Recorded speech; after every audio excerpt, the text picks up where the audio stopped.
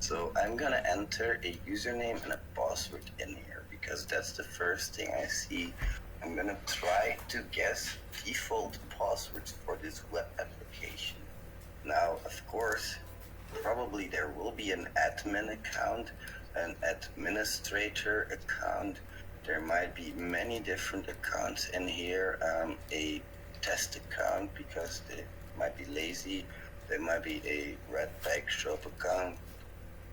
There might be many different permutations of this, and if there's no brute forcing, if there's no rate limiting enabled on this part of the website, then I can very easily brute force it, which is definitely not the intended way of doing things. So in pen testing, the rate limiting is pretty important. You always test for it because it will allow for things like credentials. Now, that being said, I know that in here I log in with administrator and the password is test. By the way, feel free to hack along, you guys, if you'd like. Let me throw this in the Discord channel. There we go. So, if you guys want to hack along, feel free to. And first of all, I'm going to start exploring my website. Users, orders, I can see create new order. I can edit orders. And it's important that I inspect all of these things and look what's possible here. And while I do that, I'm going to inspect the source code very often as well. I will get back into that later because that source code becomes quite important if I'm testing for cross-site scripting, for example. So as you can see, I might test for reflective cross-site scripting here through several attack vectors. But that's something I'm gonna do the moment I enter my application, even while I'm functionally exploring it. I'm actually going to throw this attack vector into every single input field that I see. So even when I register, I'm gonna register with that username. Let's make it this, so it's unique, and a password as well. So there we go, and then I can log in with that user and that password. And in the beginning, he's gonna be a low privileged user. Now I can see there's a broken image in here already, which means that the username is susceptible to at least HTML, and I need that for later though, so I'm gonna keep it in the back of my mind. Now, when I'm exploring my website, I've clicked around on everything pretty deliberately, and I'm going to quickly go back and actually create some values as well. So I have those calls in Burpsuite. So let's make an adjustment here and let's submit that. Going back to invoices, then we can actually create an invoice as well. But there we go. And you guys might have, the astute viewers of you might have already noticed I forgot something to insert that attack vector into every single field that I see, of course. Not a good one, Uncle Rat. I have to be more careful about that. Now, okay, there we go. I've tried the insertion, I've tried maybe create the orders as well, and I can already see some cross-site scripting from a previous test here. That will be marked as a known issue, of course. This, of course, should also not be possible, and that's what would be a logic vulnerability. Those logic vulnerabilities are very important that you understand that they can exist, because business logic requires you to understand the logic behind the application first. And that is not an easy thing to do. It can take a few days, which is why that week can get very short, because if you take 2 days to explore your application, you only have 3 more days to actually hack it. And this is a small application, but as you guys will soon see, there's more here than meets the eye. Now, you can, from here on out, also start the Burpsuite spider with the engagement tools, and then I can go for discover content right here. And as you can see, it's going to go to Hexpert, discover content on that page, and report back to me. while that's running in the background, I don't have to stare at it, of course. I can do some more exploration, and as you can see, my automatic scanner picked up some issues here. Issues are not really that useful in this case. Uncle, sorry for disturbing. Uncle, sorry for interrupting you, but we can only see your Discord screen. I don't know if you guys can hear that as well. Okay, I'm gonna repeat it. Okay, so it's quite annoying. We cannot see your screen. I mean, we only can see your Discord screen. Coming from you, Mr. Hellfire. I'm going to quickly pause my recording. Can you guys hear that noise? Is it just me, or can you guys hear that noise? It's really annoying. No, I think the noise is on your end, because there's nothing on mine. I can hear you very audibly, pretty well.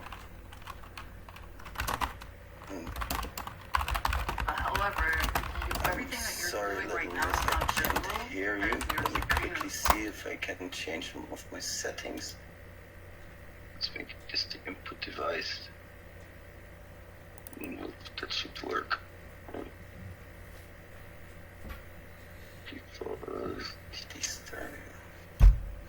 Go, the noise is gone. Maybe I can hear you guys now. I think it's because I started OBS, by the way, because I started recording, but can any of you guys try to speak for a second so I could? Yeah, everything's fine. Yeah. Excellent, much better. Now I can hear you as well. All right, so okay, so we can continue. Sorry to interrupt you, but we can only see your Discord screen and nothing else. I'm so sorry about that. Let me change my stream settings. Okay. So everything till far, we are just seeing your Discord screen. That's all. Let's see. Sorry about that. It's fine. It's fine. Yeah. It's cool. That should be a lot better now. So I showed what you guys didn't miss a lot. What I was going to say as I was exploring the website, the logic vulnerability was that I was able to order a negative amount in this case. That's something you're gonna have to test for. It might not always be this obvious, but it's definitely something you're gonna have to test for. So the logic vulnerabilities, I always keep them in the back of my mind, and I keep in the back of my mind RTFM, read the freaking manual, and read any manual that I can find, because even though I might not find a manual directly on this page, or there might not be a manual that is in scope even, but any public document is in scope, so you can go looking for manuals on Google, for example, as well. A stupid example is a while ago I was testing, and the manuals that you cannot deactivate super admin users. So of course I tried that, and that's the easiest 125 euros that I've ever made. So it's important that you try at least to if the manual tells you to not do something, that you at least give it a shot. Now, of course, there's also a cool thing about this right here. You can see that one of these guys is administrator, but there seems to be no real way of changing this. So I'm gonna have to look into that later as well, because if I can change user settings, then of course I can change people to administrator as well. Now, quickly going to go over what I have right here already, which are the requests that I've been making. And here in my target, you can see that a lot of labs are also popping up. They're not really in scope, of course. We're gonna focus on these labs right here, or these items. Now, what I can do as well real quickly is I can right click on this node item, and from here I can discover content. And then it starts from the rat site location. gonna do that real quickly because there are some things that I need to show you guys. So this content discovery can go away for now, and this one can take its place. So then you've also seen the content discovery, very useful.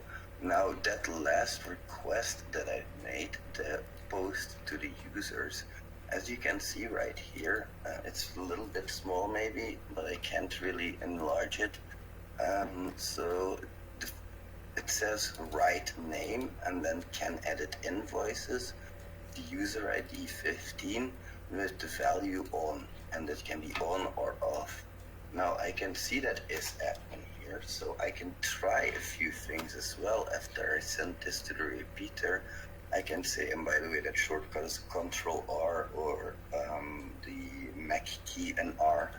And then I can say is admin, for example, and I can try that as well on that user number 15. Now that user number 15, let's see, let's just make that user number this one, so we are sure that we are not changing somebody who is already administrator. There we go. Okay, so that was user 15, then we can just continue.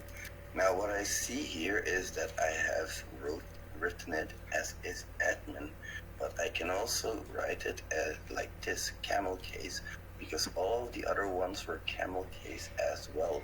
And you will see that after writing it camel case, it will actually have assigned that value, and that is what we call mass assignment.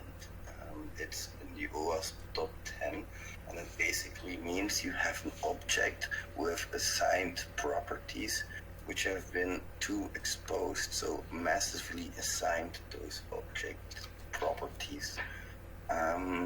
Those are things you should definitely test for, and even if they're never in the request at all, you should investigate the response for things that are not in the request, and you should try to trigger those things and see if you can change them. And another example I can give is account type. I was testing a target, and I was testing account type was interchangeable, like you guys saw right here, and that might not seem like a problem at first until you realize that if you go to their website and you look up the price for account A, that's about $500 per year, and the price for account B was $50K per year. So that's a big factor. Changing that account type was definitely not the intended behavior there. That's important to realize. So that's a little bit from that side. Then what I'm going to do is I'm going to open up authorize, because I'm going to test for broken access control if I know my application well enough. And the first thing I do is already a bingo, because I copy that users.php URL. And as you can see, I can look at the users even if they are not logged in. So that's a big problem. Now what I can do is and this, by the way, this is very granular design for my access control module or my authorization module. But what you will often see is account types. And if you have a school system and you have the professor and the manager and the student, then you will have to test with all of those different accounts if they can execute administrative functions, for example, while they should not. So that's something that I wanted to demonstrate real quick, but I wanted to demonstrate also because I'm not logged in, and I use authorize a lot, which is a free extension in Burpsuite. And with authorize, what I can easily do is fetch cookies header from my last request. And this is now the low privileged user's cookie basically. So I don't have to fill this in anymore manually.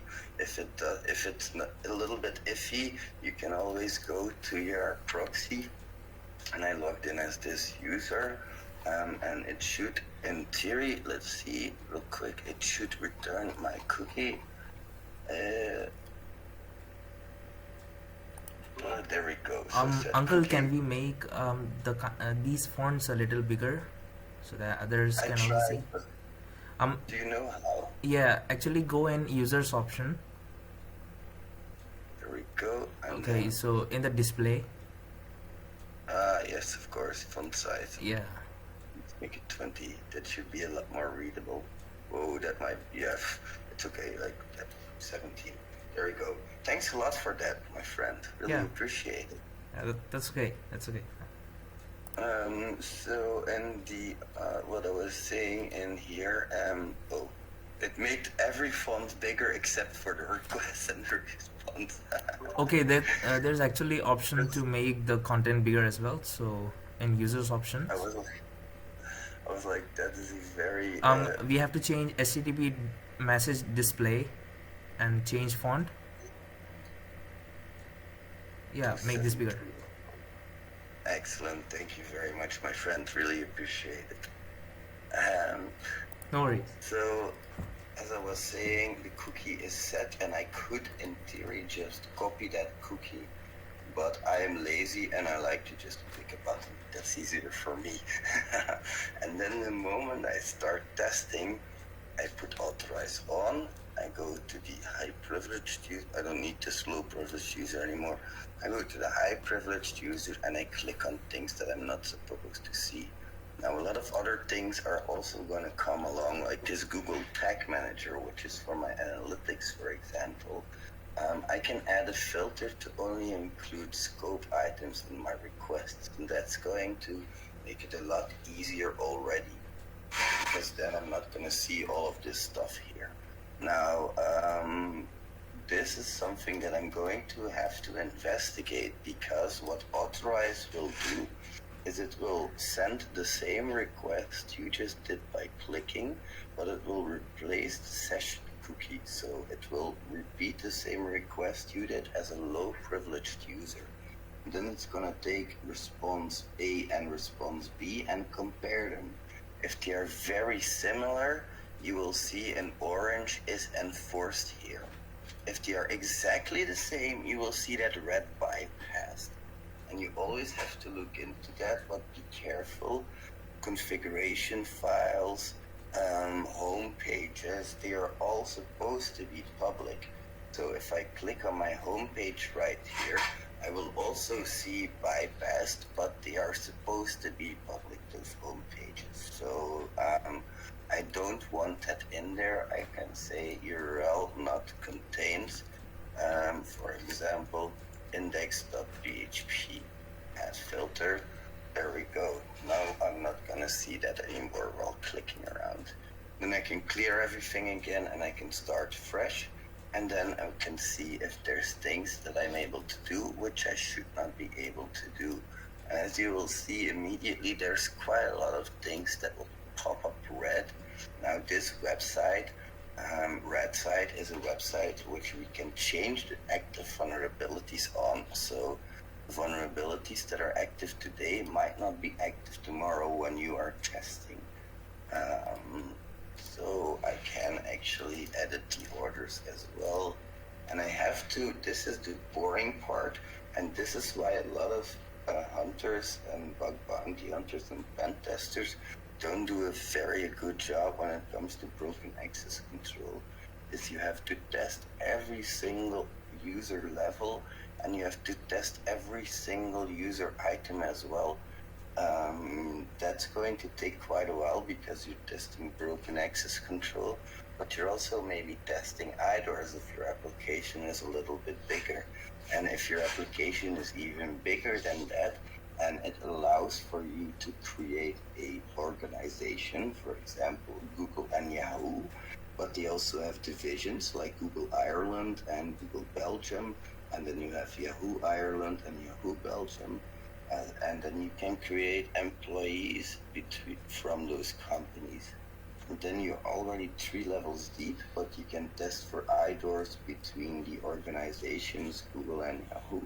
You can test for IDORs between Google Ireland and Google Belgium. You can test for IDORs between the users themselves. So as you can see, it can get quite complex quite quickly. Always have a notebook handy so you can write these things down. It will help you a lot. At least that's for me, because if I have to make beautiful notes while I am testing, my notes will not be beautiful anymore. So that's it for broken access control. iDoors, I can test a lot for it using, of course, authorize, but I can also, of course, just copy and paste URLs. And what I can also do in some instances, but in this instance it's not as applicable, but I might be able to go to my developer console right here, and I might be able to create or at least execute. By the way, this is definitely not a cross-site scripting. This is just an example, but I might be able to execute a function right here like show invoices or invoice, which takes an identifier, and that might give me a pop-up as well. So I can test for iDoors with the URLs. I can test for iDoors with the developer console. I can test for iDoors with authorize. I can test for iDoors with manually repeating my request. So I can just go to target. Let me close this down real quick again, and I can repeat the request myself.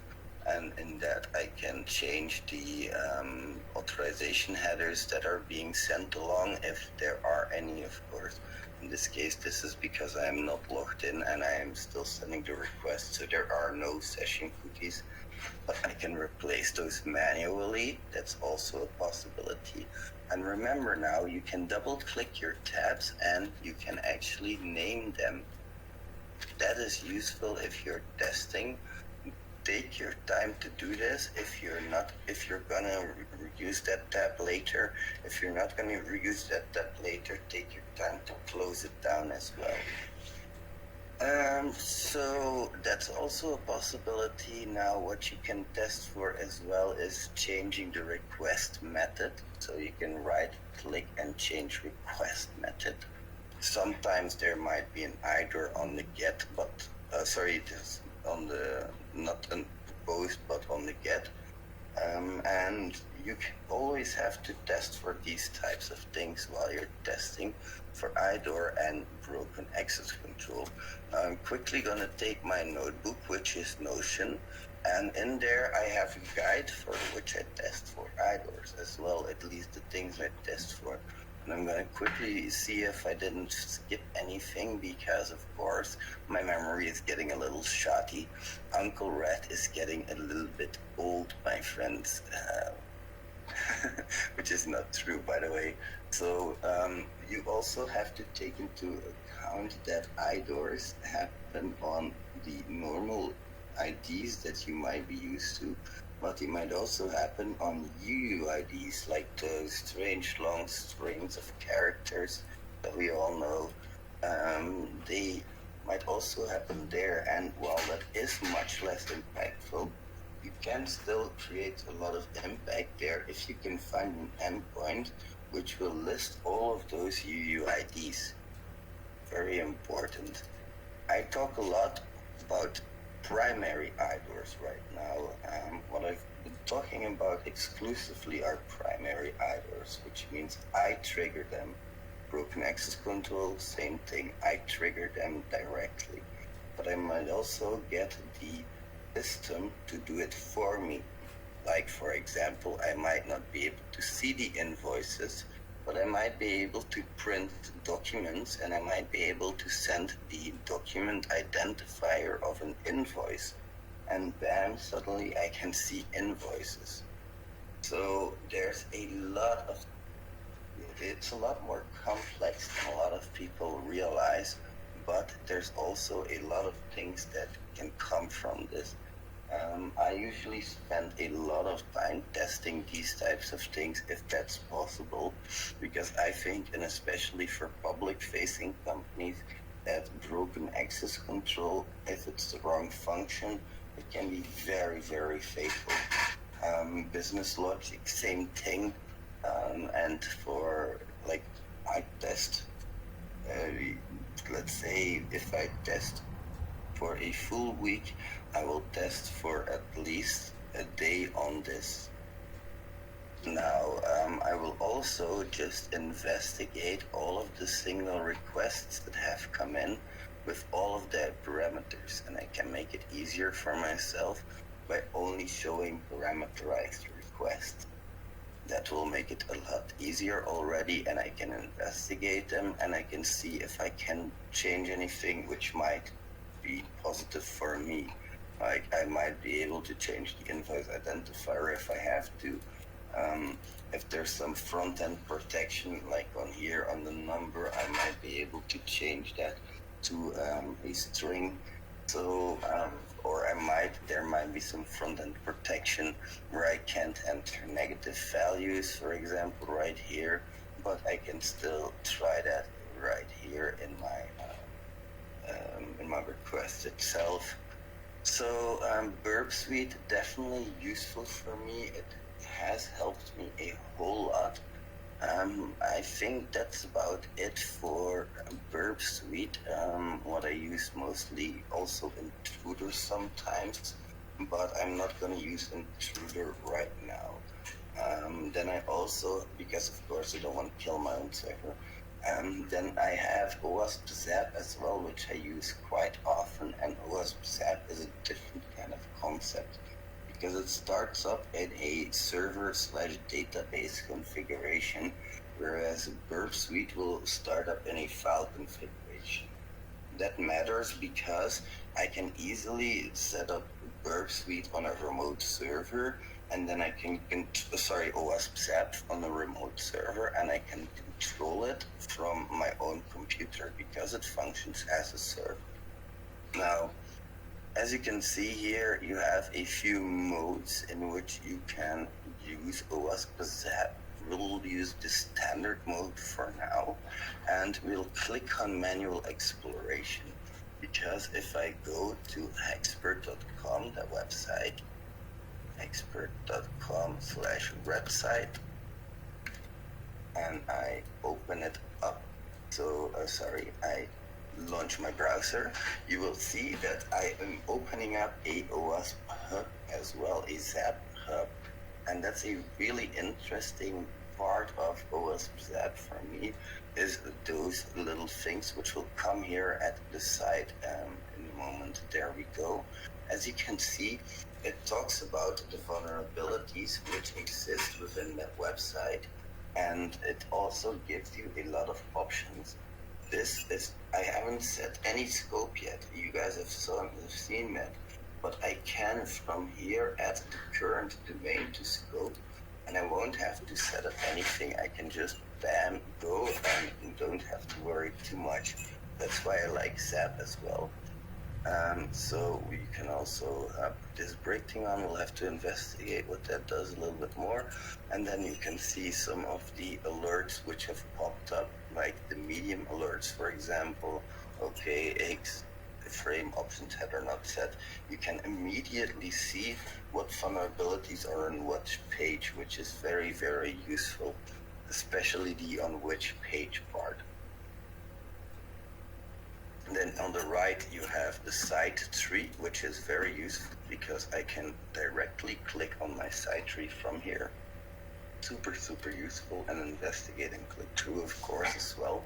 And I can start a spider, which does exactly the same as the OWASP ZAP content discovery.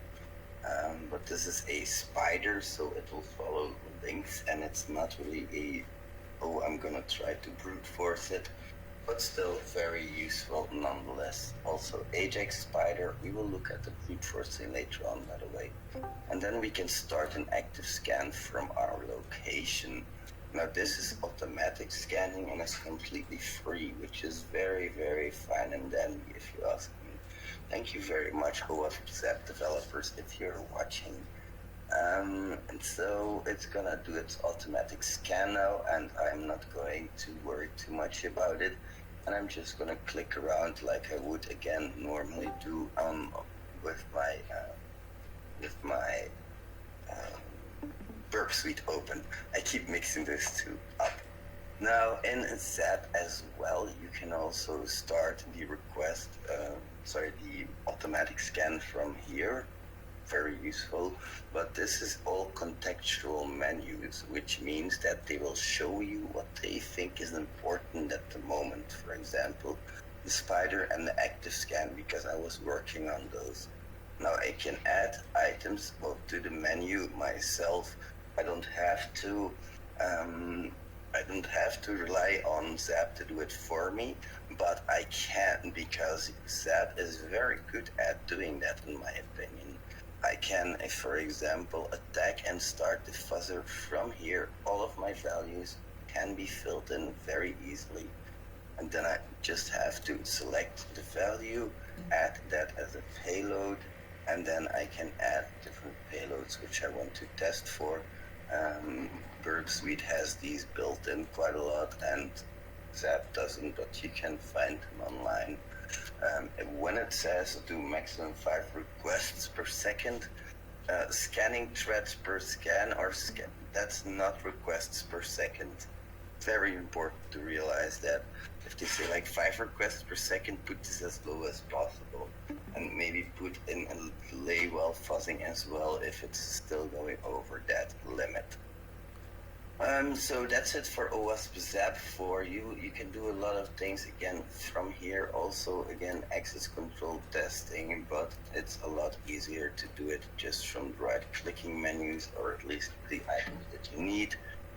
You can port scan your host with OWASP ZAP as well, and then I can enter the repeater, and in here I can change values like I'm used to.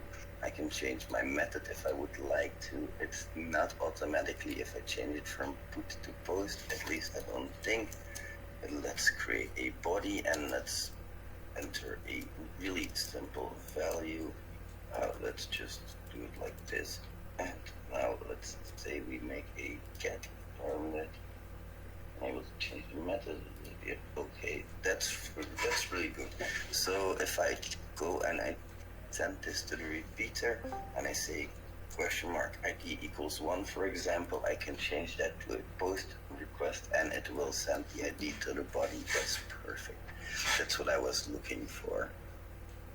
So we've all been looking at this website, but we've all been staring us blind at something we didn't find yet, which is upload images.php. And upload images.php, as you can see, is sort of a gallery of all broken images, some of them causing cross-site scripting, some of them not, but it's a mishmash of different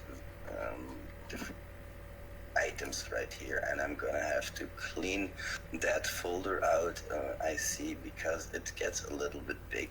People, it's insane, like how much images can you upload? No, that's definitely not all the images. Let's refresh the images. Anyway, another tool that I will also use, because sometimes I will be forced to do API testing, and I'm sorry about deleting all your files, guys. I need to make some room. But API testing, I usually like to use Postman for that. Postman is a great tool, and it basically, why is it a great tool? Because of the software development lifecycle these days and agile. Now, the people who will have worked in companies with big tech will have already known what I'm talking about. Release cycles.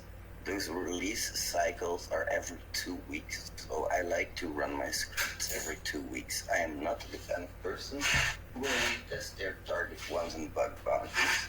When it comes to pen testing, I can group all of my requests in one collection, and I can give that collection to my client as well. So I really like Postman.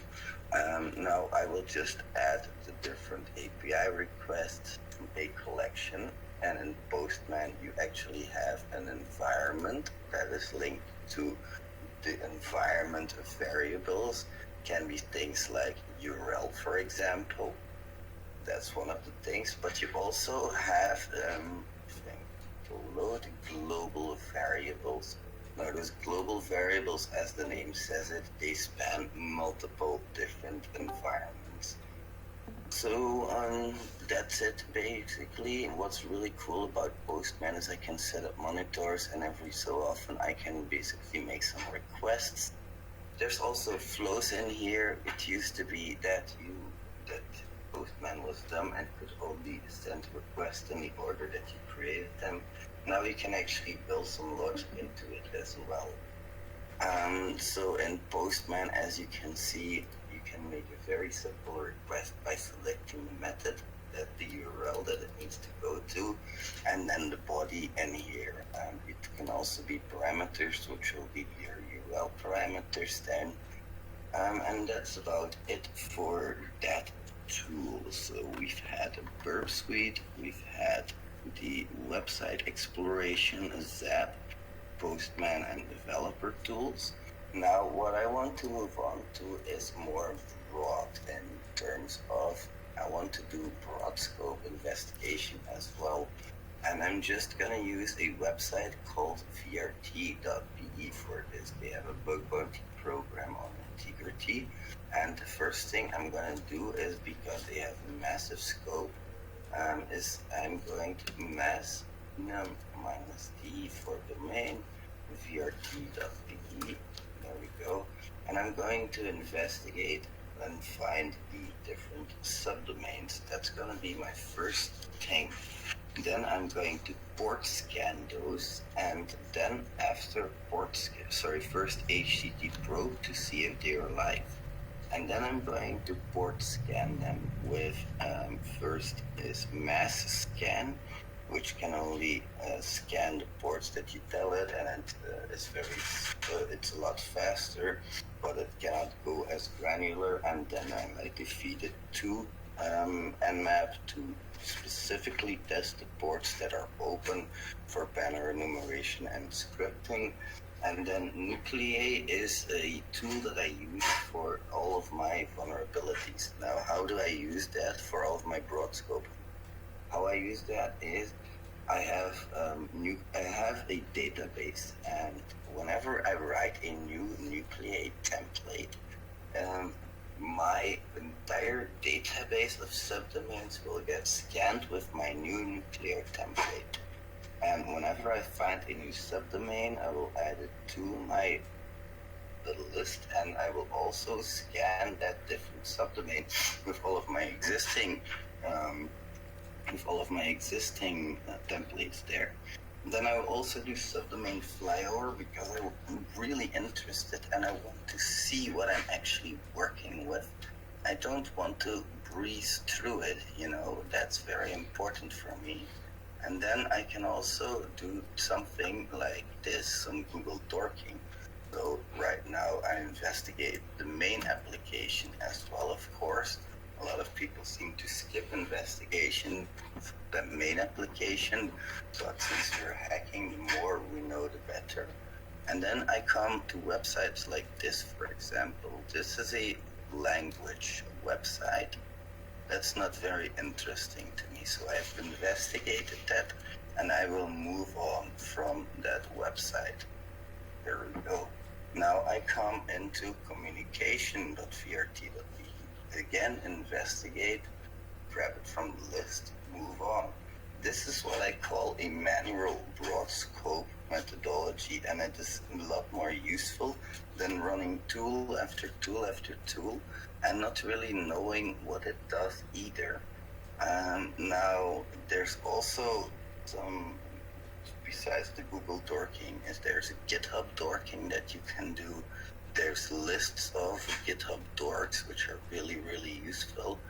And I have on my GitHub as well a checklists page in which you can see this multi-target recon as well. And again, I will put that in the Discord. So there we go, friends. There's other checklists in there as well, such the main app methodology for bug bounties, hunting checklist also for bug bounties. I need to massively expand this checklist. An FAQ, because I've gotten a lot of questions like, hey, what are Burp collaborator alternatives? Because that's not free if you want the private version. Well, here you go. I find a website that uses vulnerable version of jQuery, blah, blah, blah. How is that exploited? So if you're interested in that, please have a look. If you're not, that's also fine. Might also be interested for some of you to look at the OSINT file in here, in which this is very basic stuff for OSINT. So if you have anything to add to that, I would love to hear it. And then there's the WAF bypass checklist. That is basically this checklist is largely coming from OWASP and some other checklists that I found online. And then this web application security checklist, this might be a lot more interesting. There's a lot more in here. And for myself, I have all of this in my Notion notebook, and I do take the time to make better notes from my written notes, of course, but I do it after I'm done hacking, because when I'm hacking, I'm just too confused and I'm way too busy doing too much work, and I just want to move forward. So that's why the speed of writing things down really helps me. So we've had this, and then of course there's also Docker for hackers. I don't know how many of you guys have ever heard about Docker, but Docker is basically a containerization mechanism. And what we mean by that is you might want to ship your application to the client, but you don't want to ship a complete Linux distribution with it every time, or you don't want to have a distribution that doesn't have the required includes anymore. That's where Docker can help very easily, because you can complete something that looks like a VM but isn't a VM. It's a container. Like I said, it can be very lightweight and contain literally only the things that you need for it to run. It doesn't have to contain anything else. It doesn't have to contain anything operating system related.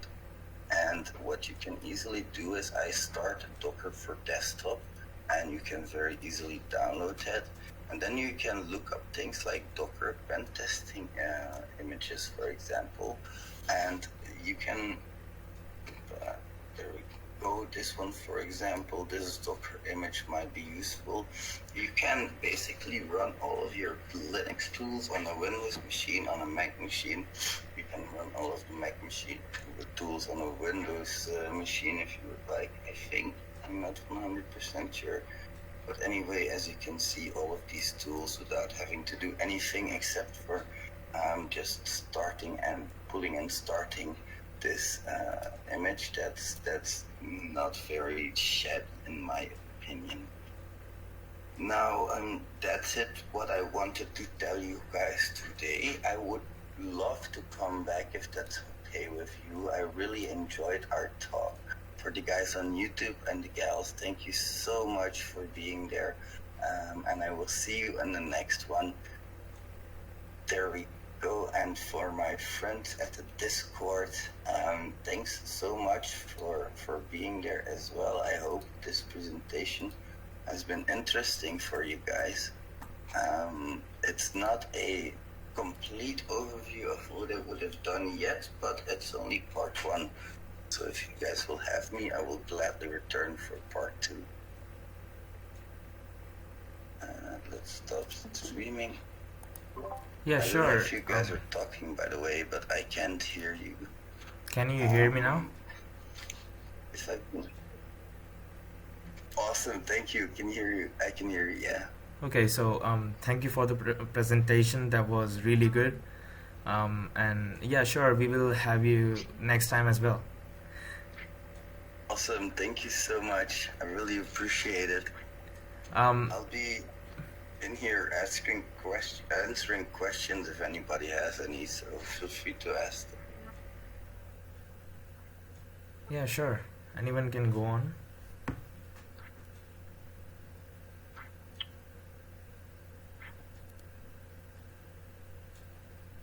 If there are none, that's also good, of course. That's definitely not a problem.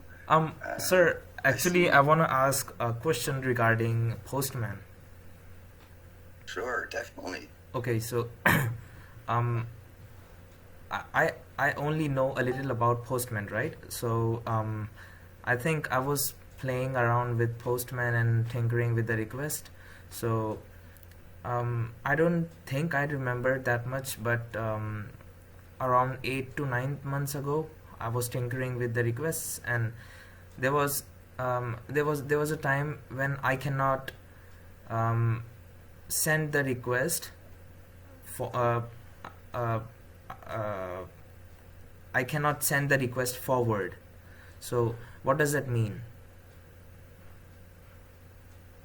So you will be testing and you will get an error or something like that, or? I I cannot say for sure that it was error because I was not seeing any output or um, any kind of error type, you know. And was it loading or was it just not displaying anything? It's is it doesn't displaying anything there. So the biggest problem there is often that you may have forgotten to fill in a field or something like that, or that you may have filled it in incorrectly. Then Postman will flat out refuse to do it, but it will not tell you why. Yeah, it's an asshole like that. Okay, So okay, that okay. might be an option. If you have any specific instances, feel free to send me a screenshot because this sounds interesting to me. Sure. Um, yeah, if I tinker it with again, then definitely I will share it with you. Awesome. Really appreciate that. I love seeing what you guys do with all of those tools as well, because some of you are creative as heck. I was like, I will teach you a tool, and next week come back and completely make me look like nothing in that tool. Okay, I have a request for you. Leslie, are you done with questions, or are you still taking more? Of course, with that. Uncle XSSRat, I have a question for you if you don't mind. Of course, go ahead. Not a Okay, problem. so in this community we have there are 4 mentors as currently, and including you there are 5. So we have a specific role for all the mentors and the people like you. So I would like to assign you that mentor role if you don't mind. Oh, thank you. I really appreciate that. Today I met with my mentee through a hackers bootcamp program. Like, I've met with him before, but today was like our 3rd meeting, and he's growing fast. I love seeing it. It's like these people are from college. When I was in college, all I did all day was smoke weed and don't go to classes. With much respect for all of these people, and you guys as well. Like, I hear some of you guys have had exams recently, so massive respect for that. Yeah, there are people that are having exams currently, and there are people who had their exams. So yeah. Oh, if you still have your exams, good luck. Really good luck. I am rooting for you. Yes, sir. Me too. Let's see. Hey, Mr. Greenman, good having you in here as well. Yeah, Uncle, I was just waiting and then I slept. It's okay. I recorded the whole thing. Yeah, You by know the way, me. congratulations. Congratulations. Thank you. I really appreciate it. Yeah, Hackrio told me that she was, I guess, last week you were doing some AMA and she was there. But then I slept. Yeah, like, the problem is I have to do these whenever my kid is sleeping because she's 3 years old and she will not take no for an answer. Yeah. Anyway, thanks for the support, my friend. Like always, you've been a good friend, and I really appreciate that. And Noor as well. Noor has been an amazing friend. Like, all the love that you guys are giving me, it's insane. Thanks so much. I really appreciate it. Okay, can anyone hear me? Yes, I can hear you. How are you doing, my friend? Thank you. Hi, Wesley. Thank you so much for taking the time out of your busy schedule. First and foremost, I want to say congratulations on the huge gig that you have coming up, and sending lots of good energy and lots of brain power your way. I have the most confidence that you are going to execute it expeditiously and eloquently in the most cheesiest way possible. Um, Thank you for giving us your time, your energy, your knowledge, and wisdom today. It's greatly appreciated. This was a wonderful session. And thank you so much for doing this last minute. Also, congratulations on your new mentor role in our Discord server. I know going forward, all of your efforts are so genuinely appreciated, along with everyone else that's taking time out of their busy schedule to mentor all of us here that need it. So on behalf of the entire HIH community, I want to thank you for our session today. Look forward to many more sessions with you, growing, learning, and sharing. And yeah, it was cheesy. Thank you very much for having me. I really appreciate it. It's always good. This is why I became in this field to help people and to teach them, because when I got into this field, Lord knows I could have used it. I would have paid good money for somebody to mentor me back then, because it's confusing and so scary, and that's the worst thing that any hacker does, in my opinion, is they get comfortable, because you're never comfortable in real life. And thank you so much for the positive vibes, because that's what I mean. I'm gonna need them. I don't feel comfortable in these fantastic scenarios, but still I have to have confidence in my own abilities.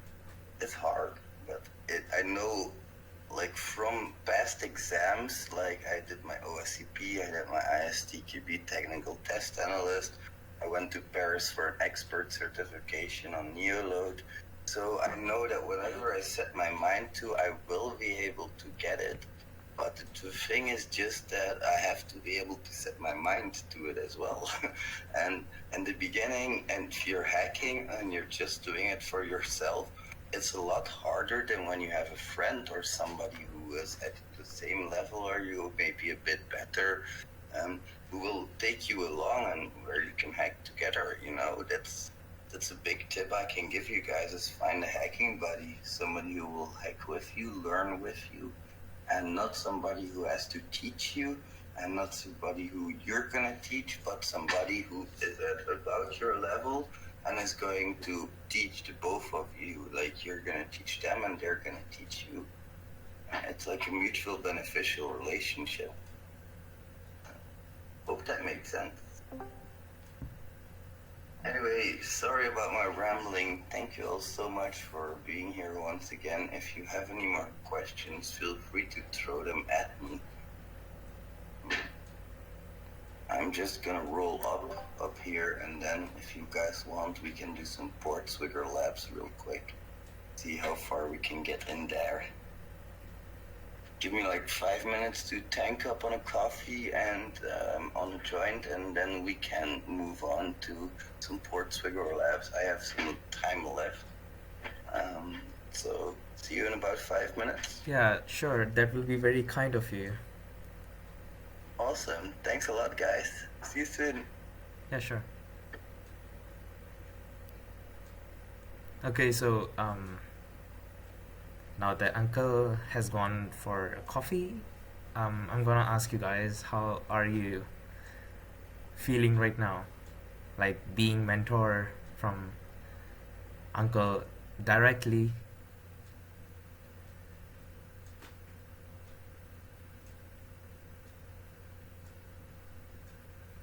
Yeah, no, you can speak up actually.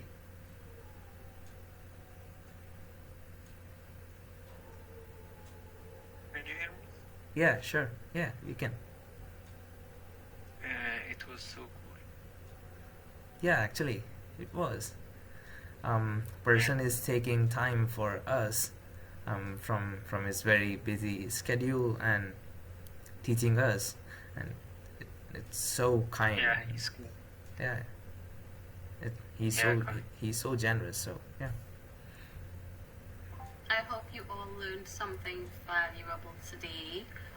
For me, my biggest takeaway is that the next time I'm going to do an exam, I'm going to make sure I'm extremely baked so that I pass it.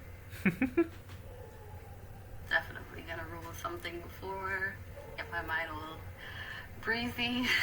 No, I'm just kidding, I'm kidding. I would have loved, I'm glad that we got the alternative to using the professional version of Burp. I always like when somebody is doing a walkthrough or an explanation of a video where they're able to show us the professional, expensive tools and then the ones that are free as well. I feel like I appreciate those more because most of us are not in a position to pay for Burpsuite Pro per year. Yeah. So it's nice when they're able to show us how to do the exact same thing using a free tool.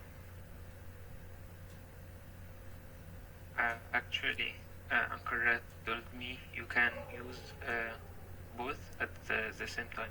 OWASP ZAP and Burpsuite. Yeah, but you have to use the Burpsuite Community. Wouldn't you? Yeah, you'd have to use the Burpsuite Community, but the Burpsuite Professional is so much better. But it's you pay for that. Yeah. Yeah. You gotta That's what pay I'm for saying. it. So it's nice when they're able to you say, well, okay, let's use the free version because most students don't have access to that professional version. You get that either on the job or if you have significant money to afford it. As well as what Noor is saying is you can set up Burpsuite and then you can set the proxy of ZAP to Burpsuite and then you can do your automated testing with ZAP and then you can populate the sitemap with ZAP in Burpsuite. So it's like kind of cheating. You can actually chain the tools, right, Wesley? And I think this is what's great about most of your talks. Hi guys, this is Sam from OWASP. So many thanks, of course, to Wesley for the amazing talk. But also, as someone from OWASP, of course, many thanks for showing our free and open source OWASP ZAP tool. And I wanted to say, don't forget that OWASP ZAP is open source project. So if you think something is missing or something is not working, it's a collaborative tool, so you can go and if you can code in Java, you can actually fix it yourself or add a feature yourself. Or otherwise, if you have any suggestions, you can always go to GitHub, ZA proxy for ZAP, and you can create an issue where you can put a feature request, for example, or describe the issue that you're having with OWASP ZAP, and someone from the community will respond and will fix it. Yeah, that's what I like about you guys. You're so open to suggestions and you will fix them. That's like, I've tried many times to suggest because I built labs that are potentially vulnerable and I built them to mislead scanners because the image upload that I showed you guys, you can't actually scan it properly because I always return 200 even if it fails uploading. I always return status code 200 and like these things I tell to the people from ZAP and they take it up within like whenever they have time, but you tell it to Burpsuite and they don't give a shit. They really don't. And it's okay. Like I'm not obligating anybody to listen to my advice. It's just that I built these things to fool scanners, so it's always nice when people are listening to you in regards to that. Yeah, Wesley, we really appreciate all your feedback because don't forget that OWASP is a volunteer organization. We're a non-profit, and obviously none of the people who develop OWASP ZAP are paid by anyone, and they just sacrifice their own time to volunteer and work on it, while Burp and Portswigger is a commercial organization. and of course this is why you pay them money, but obviously they have quite a lot of employees whom they have to pay salaries to. So that is the greatest difference. But of course, because OWASP ZAP is a community, yes, sometimes the feature implementation might take some time, but there's always someone. It's quite a huge community, because OWASP ZAP, actually Burpsuite, they both existed for a long time. And a fun fact, if you guys don't know, both ZAP and not Burpsuite, but there was another tool called Burp Proxy. They're actually forks of the same open source project called Paros Scanner, which is now very, very old. It's like more than 17 or 18 years old scanner, which hasn't been abandoned. But basically, OWASP ZAP and Burp, they went different ways, because ZAP stayed as open source and Burp became commercial. So they're both written in Java, so you probably spotted some similarities, especially in the older versions of Burp. And the thing as well is the mentality of ZAP versus Burp is also different. You guys have a different mindset, a different way. It's like comparing apples to pears to a degree. It's like just the starting up of a session with a server and a database instead of a simple file. That's a completely different way of going about things, and it's different for different purposes. You know, some purposes require some types of setup. I also love safe mode, of course. I didn't show you guys safe mode, but that's really useful, especially when we're dealing with clients that have servers that absolutely cannot go down at all. Because if they go down for even a second, it might cost them a lot of money. Yeah. Of course, another advantage of safe mode, right? Because it's good for testing production service, as you mentioned. Because if you do it in the attack mode of ZAP, because it does things like injects things using SQL injection, it can actually corrupt the database and damage the website. That is the whole reason that there's a safe mode. Indeed, I love it. I'm a big fan, and also your contextual menus are great. The fact that you only show what is relevant at that moment. It's like there's just so much that you can show, but you have to keep it very easy to navigate as well. True, and again, we would appreciate any suggestions. And don't forget that OWASP has not just OWASP ZAP and OWASP Top 10. There are literally hundreds of free and open source tools and projects. So I urge you to go to owasp.org/projects and check out all the other stuff. Of course, Wesley, you showed OWASP AMAS, which is another flagship OWASP project, but we have lots of other projects, like for example, Juice Shop is a great application to practice your hacking, or run capture the flag events, and there are lots of others, like for example OWASP Security Knowledge Framework, or SKF, is another great learning tool where you can learn security, and lots of others. There are hundreds and hundreds of tools you can go and check out and use. One of my favorite tools for the organization, if any of you are working for a company, you know that how difficult it is to do the whole vulnerability management stuff. So my favorite tool is actually OWASP Defect Dojo, which is a project that not many people know about, but it is absolutely free and open source vulnerability management tool. And what it allows you to do, it allows you to suck in vulnerability data from multiple tools, which includes OWASP ZAP, includes Burp, it includes lots of commercial tools like Qualys, like Checkmarks, like Veracode, and display them all on one single dashboard. And you can add your own vulnerabilities. For example, if you have a penetration test, then Pen Test Company gives you a PDF report and say, okay, how do we manage those? You can enter them into OWASP Defect Dojo and manage them all on one dashboard. That's very useful. Did not know that. And like Noor said, like the card game that you guys made is also really fun. And for me, OWASP Cornucopia but it's great for developers because it teaches them threat modeling. Yeah, exactly, in a playful, fun way. And for me, the biggest advantages or the biggest pluses for projects is the web security testing guide, the OWASP API top 10, the OWASP mobile top 10, the OWASP IoT top 10. The WAP, that's also something developed by you guys, I believe. Correct me if I'm wrong. That's right. It is. Yeah, it's the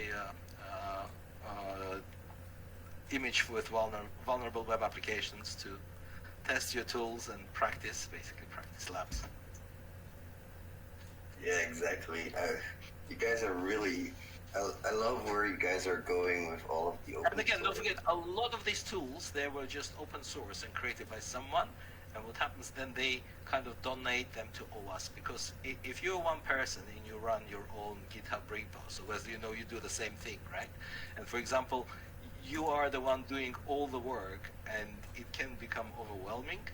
And of course, there are some people who can join you if they know you and they contribute to your repository. But if you donate a tool or repo documentation project to OWASP, right, then it becomes much bigger because it gets a much wider audience and more people will offer the time to volunteer and collaborate on the project. So that's why a lot of these projects that I mentioned, they used to be sort of personal open source projects, and they now became OWASP projects, and that's why they are gaining a much wider audience. Yeah, and you guys are pulling in, like, you guys are mentioning other projects as well that are useful, like the project for, oh, sorry, it slipped my mind there, but the project for where you guys list the vulnerable web applications and the hackable labs out there. Like, don't just say that because Hackspert's on there, of course, because I really like it. I've been using it for quite a while to practice and get good at things. It's not always easy to find good practice platforms that don't charge you an arm and a leg, so that's definitely one of the more useful sites as well if you guys are interested in that. Right, happy to hear. So Uncle Rat, you're going to show us some lab walkthroughs, right? Yeah, I was going to, but I'm probably going to leave that for tomorrow. I'm getting a little bit tired right now. And what I'm gonna do tomorrow, or what I was planning to do today, if you guys want, tomorrow I can show you the Burpsuite labs done with OWASP ZAP. That's what my plan was for now, but I guess we will keep that for tomorrow.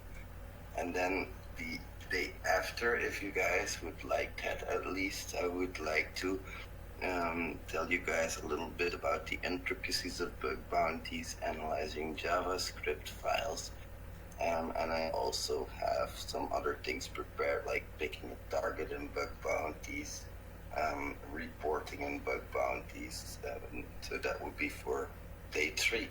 Sorry about already hijacking your server there. No, well, thank you so much, Uncle, for doing this, these all of stuff for our community, and we are really honored to have you here. And thank you for the day 1 session, and we are looking forward to be with you in day 2 as well. And we are super excited, super excited. So thanks for all the input. Yeah, well, that's all I can say. I'm running out of words. I cannot say much to you, and you have my respect, sir. Thank you. You all have my respect as well. This is, I always say, amazing hackers, and I mean it, because this is a niche of a niche of a niche. We are in IT, which is already a niche, and then we're into ethical hacking, which is another niche, and then some of us are even into bug bounties. Freaking insane. And if you ever feel inadequate, think about all of the things you had to know before getting to that point, even where you could start learning about it. So thank you guys for having me again. I'm gonna chill a little bit and then go to bed. I will upload the recordings for today. I'm already uploading them, and they will come online in the coming days. So one tomorrow and probably one the day after, because I had to cut it into parts. All right, thanks a lot, my friends. Again, really appreciate all the support and everybody being here. It's almost like I have more viewers here than when I do a live stream on my own channel, so really appreciate it, and you guys are interactive as well. Thank you That's so much for dropping by. I'm gonna message you on the side and try to coordinate dates and times that's convenient for everybody, because we definitely want to increase our viewer audience as well. Due to time constraints, where everybody's scattered all over the globe, we're gonna sit and come up with a game plan or a time frame that works for us, where we can garnish the most viewer time frame possible, and I'll let you know, and try to schedule something with you. Awesome, thanks a lot. Yeah, because I know a lot of people enjoy the live session versus watching a repeat or a redo of it. But I'll let you know on the side. We're gonna have a little chit chat, and I'll stay in touch with you. And once again, thank you so much for your time. Thank you everyone for joining us, and I hope you all have a great rest of the evening or day, whatever time zone you're in. Go out, do enjoy, and thank you again from the entire HIH community. Also, yes, sir. Please go on. Please go on. Oh no, I was just gonna say bye, everybody. Bye, sir. Have a good day. You too. Bye. Take care. Okay, so secure step 9. If I remember your name correctly, that is Sam.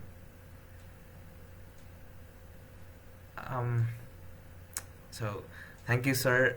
It's an honor for HIH community that you joined us as well, and it was a real surprise.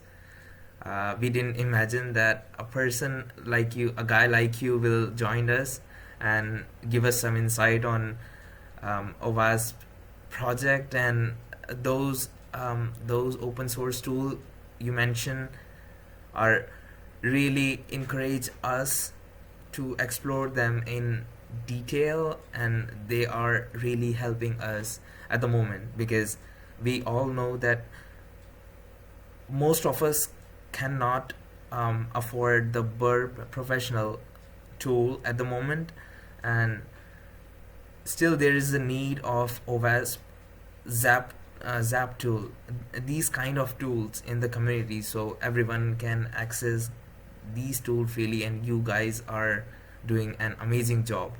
So thanks so much for joining us, and thanks so much for being amazing person like this. So thank you. No problem at all. I can also tell you guys that OWASP, as a community, we run security conferences, and we've been doing this now for almost 20 years. Since the invention of the YouTube, all the talks at our conferences and events, or most of the talks, are recorded, and they're all available on YouTube. So you can just go and check youtube.com/OWASP Global, and you can watch a lot of interesting talks, and maybe you'll find something interesting on your topic from the top experts in the field. All right. Thank you so much for letting us know about this. And well, I think that's all for today. And thank you guys for joining us. And we will see you tomorrow then. Thanks so much for joining. Thank you, Thanks, bye. everyone. Bye.